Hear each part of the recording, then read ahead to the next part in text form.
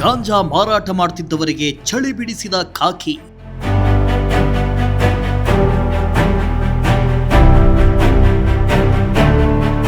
ಖಚಿತ ಮಾಹಿತಿ ಮೇರೆಗೆ ರೇಡ್ ಮಾಡಿ ಗಾಂಜಾ ಸೊಪ್ಪು ವಶ.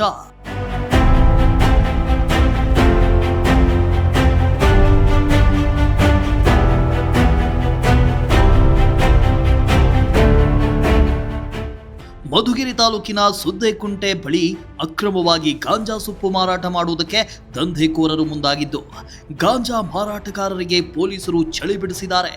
ಗಾಂಜಾ ಮಾರಾಟ ದಂಧೆ ನಡೀತಾ ಇರುವ ಬಗ್ಗೆ ಪೊಲೀಸರಿಗೆ ಖಚಿತ ಮಾಹಿತಿ ಸಿಕ್ಕಿದ್ದು, ಏಕಾಏಕಿ ಪೊಲೀಸರು ರೇಡ್ ಮಾಡಿದ್ದಾರೆ. ಗಾಂಜಾ ಸೊಪ್ಪು ಮಾರಾಟ ಮಾಡ್ತಾ ಇದ್ದವರನ್ನ ಪೊಲೀಸರು ಬಂಧಿಸಿದ್ದಾರೆ.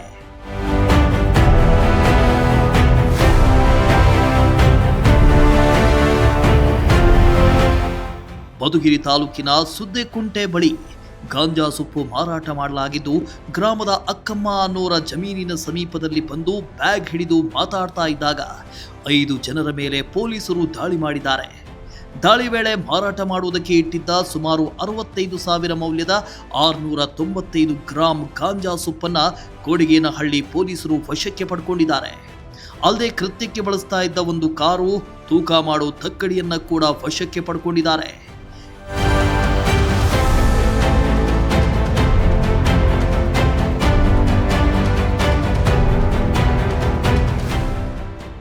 ಇನ್ನು ಗಾಂಜಾ ಸೊಪ್ಪು ಮಾರಾಟ ಮಾಡ್ತಾ ಇದ್ದ ಶ್ರೀನಿವಾಸ್, ಮೊಹಮ್ಮದ್ ಸುಹೇಬ್, ಎಡಿ ಜಾಫರ್, ಸಾದಿಕ್, ಕೃಷ್ಣ ಅನ್ನೋರನ್ನ ಪೊಲೀಸರು ಬಂಧಿಸಿದ್ದು, ಪೋಲೇನಹಳ್ಳಿ ಗ್ರಾಮದ ನಿಖಿಲ್ ಎಂಬಾತ ಪರಾರಿಯಾಗಿದ್ದ. ಆರೋಪಿಗಾಗಿ ಪೊಲೀಸರು ಬಲೆ ಬೀಸಿದ್ದಾರೆ.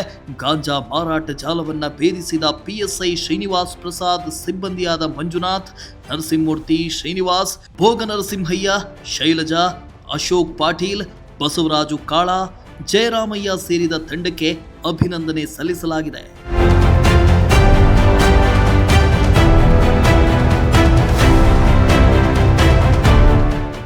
ಸಿರಾಜ್ ಅಹ್ಮದ್, ಪ್ರಜಾಶಕ್ತಿ ಟಿವಿ, ಮಧುಗಿರಿ.